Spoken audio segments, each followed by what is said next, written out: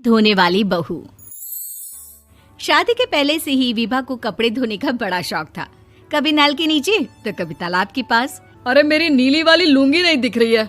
विभा की अम्मा, कहाँ रखी है लुंगी? अरे वो तो विभा ने परसों ही धोकर रखी थी आपकी अलमारी में, देखो वहीं होगी। वो ना मैंने आज धो दी, मुझे लगा कि गंदी हो गई होगी। अरे कैसे गंदी हो गई थी? उसे तो मैंने पहना भी नहीं। हे भगवान, इस लड़की के कपड़े धोने की आदत से परेशान हो गया हूँ मैं। जितना तो घर में राशन नहीं आता, उससे कहीं ज्यादा डिटर्जेंट पाउडर का खर्चा है।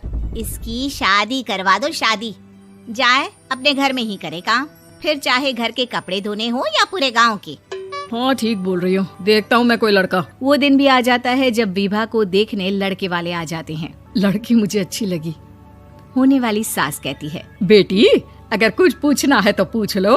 वैसे तो हमारी लड़की बहुत ही शर्मीली है, जो बोल दो वो मान लेती है, इसे क्या पूछना होगा। अरे कैसी बात कर रही हो माँ, मुझे इन लोगों के घर रहना है, सवाल तो कई है। हाँ हाँ बेटा, पूछ लो ना, क्या पूछना है। आप लोगों के घर कपड़े कौन धोता है? सास का मुंह बन जाता है। देखो, अगर तुम ये कहना चाहती हो कि तुम्हें कपड़े धोने नहीं आते तो सुन लो, कपड़े मैं ही धोती हूँ, लेकिन तुम्हारे आ जाने के बाद मैं रुमाल तक नहीं धोऊंगी। अरे चुप रहना भाग्यवान, बहू बेचारी घर आई नहीं, उसे डराना शुरू कर दिया। वो क्या है ना बिटिया, अभी तक तो ये कल्लू की माँ ही धोती थी, लेकिन अब तुम्हारे पापा तो दहेज में वॉशिंग मशीन देंगे ही। तभी विभा की माँ बोल पड़ती है, सवाल भी पूछा तो क्या। वैसे भाई साहब, मशीन की तो फिर भी कपड़े धोने की कैपेसिटी होती है। मतलब जो बिटिया दे रहे हैं ना विभा, इसे कपड़े धोने का बहुत शौक है। ये आप लोगों के क्या, आस पड़ोस गांव मोहल्ले सबके कपड़े धो दे और उफ तक ना करे। बाहर देखा नहीं आपने कितने कपड़े सूख रहे हैं?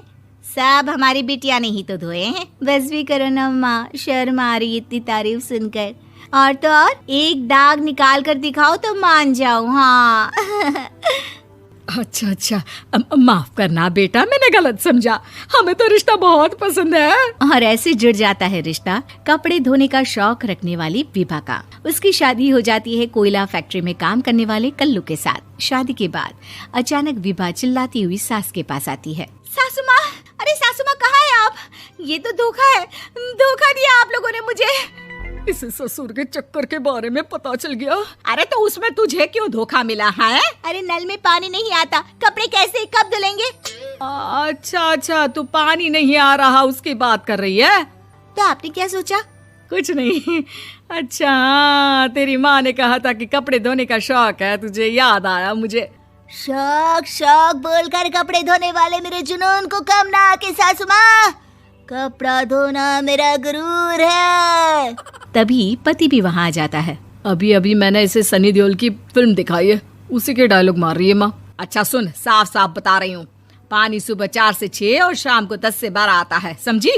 विभा टाइमिंग सुनकर हैरान हो जाती है। ये क्या भूतों का मोहल्ला है? सुबह 4 बजे उठकर कौन कपड़े धोता है? 4 बजे टंकी में पानी जाता है, फिर सारा दिन धोना ना, किसने मना किया? अरे कैसी बात कर रही हैं? 200 लीटर की टंकी में कितने कपड़े धो लूंगी मैं? सुबह ही उठ जाऊंगी मैं। अब क्या था, विभा सुबह 4 से लेकर रात के 12 बजे तक कपड़े ही धोती रहती। एक रोज सास पड़ोस से निकलकर कहीं जा रही होती है कि साथ वाली कहती है, हाँ कल्लू की माँ, जरा ये बताओ कि 2 साड़ी है, 2 ब्लाउज और एक पेटीकोट और एक नाड़े वाला लंबा कच्छा। हाँ तो? अरे तो क्या, कितना लोगी धुलाई ये बताओ। धोबन दिख रहे हैं हम क्या? हमारे पति सरकारी नौकरी से अभी रिटायर हुए हैं और बेटा सुपरवाइजर है कोयला फैक्ट्री में। धोबन समझ रखा है हमें? हाय रे कल्लू की अम्मा, माफ कर दो, वो तो मोहल्ले में यही सब बता रहे थे कि तुमने बहू को कपड़ा धुलवाने के काम में लगा दिया है। सास को पड़ोसन की बात सुनकर गुस्सा आ जाता है। वो घर पहुंचती है जहां घर के बाहर ही इतने सारे कपड़े सूख रहे होते हैं जितने कि किसी धोबन के घर पर। अरे ओ कल्लू की दुल्हन, बाहर निकल। माँ जी यहीं आ जाओ, बाथरूम में चादर धो रहे हैं हम। अरे अभी हम धोते हैं, तुमको बाहर निकलो। ये आस पड़ोस वाले बोल रहे हैं कि हम बहू से कपड़े धुलवा कर उसे कपड़ा धोने वाली बना दिए हैं। अरे छोड़ो ना माँ जी, किन लोगों की बातों में आती हो? आस पास के लोगों का तो काम ही होता है कि वो किसी तरह सास बहू को लड़ा दे। बहू सारे घर के कपड़े धोती है, ये क्या कम है? बोलिए। सास को भी लग जाता है कि वो बहू का ये सनकीपन नहीं छुड़वा सकती, इससे अच्छा है कि खुद ही चुप हो जाए। एक रोज सास और बहू मंदिर जाते हैं, जहाँ सास की साड़ी वहाँ खड़ी भीख मांगने वाली से मिलती है। माँ जी क्या बात है, आपकी साड़ी उस भिखारन से कितनी मिल रही है ना? हाँ हाँ देखो तो, दोनों की साड़ी मिल रही है। क्या बात है कल्लू की अम्मा, तुम खुद को तो अफसर की बीवी बताती हो और ऐसी सिंपल सी प्लेन साड़ी पहनकर घूमती हो। सिंपल और प्लेन नहीं है ये साड़ी। तो क्या सोने के धागे से फूल बने हैं? कुछ भी सासू माँ, कुछ भी। हाँ बने थे इस साड़ी में सोने के धागे से फूल। मेरे पति लेकर आए थे मद्रास से स्पेशली मेरे लिए 10,000 की। ताहे भाई साहब इस भिखारन के लिए भी सेम टू सेम साड़ी लेकर आए होंगे 10,000 की।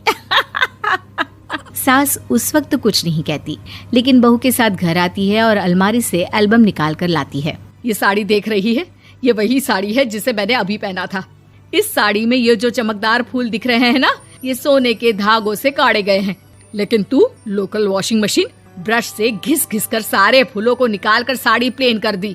मुझे माफ कर दीजिए सासू माँ। और तो और, जब मैंने तुझे तेरी गलती के लिए कुछ नहीं कहा, लेकिन तूने तो सबके सामने मेरा मजाक ही बना दिया। क्यों? बहू को समझ में आ जाता है कि अब से उसका कपड़े धोना बंद।